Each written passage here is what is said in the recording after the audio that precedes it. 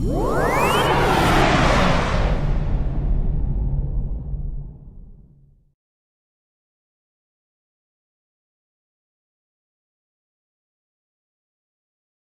Personal Training School, exercisebay.com with Gina.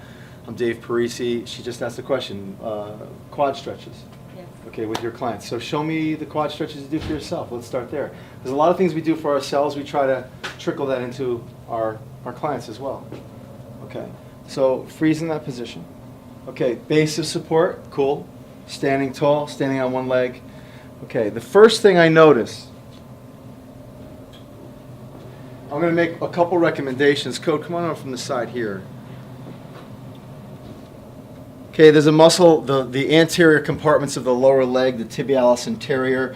Okay, right now she's holding the tongue of her, everybody does this, by the way. This isn't Gina. This is 9 times out of 10, somebody grabs their foot. Okay, I'm going to have her grab her ankle and free her foot. Totally. Okay, we're stretching the quad. The quad attaches here. There's no sense to have extra stress and pull the toe forward. That's the first thing I'm going to do. Okay? I really can't see internal forces, so I don't know if she's feeling a lot of stress here. Are you feeling the stress here? No. Okay, stand as tall as you can. I want to make sure that her knee is in direct opposition with the opposing knee. So I'm going to ask that everything is in line. Good.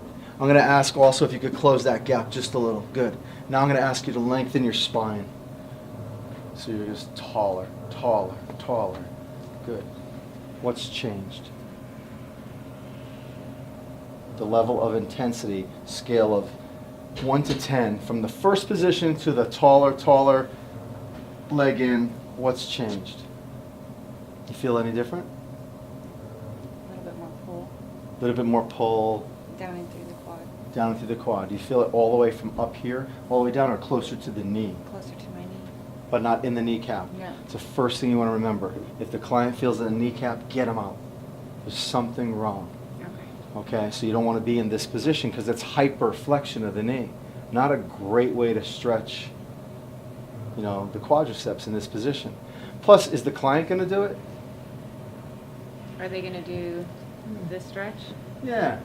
I mean, I'm going to teach somebody to do it. That's cool. But you want to do this for you is cool, but for a training situation, let me take the opposite leg. So brace again like you did. You could turn if you want. Want to do the other leg? Sure. Yeah.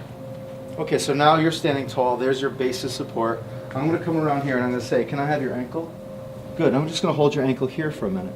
I'm going to say, the first cue I'm going to give you is lengthen your spine. Stand as tall as you possibly can. Good. Now, I'm just going to stand up with you and make sure that this stays in, and I'm coming up with the ankle right to about there. I'm going to ask you, can you actively bring your knee back a little? Good. Perfect.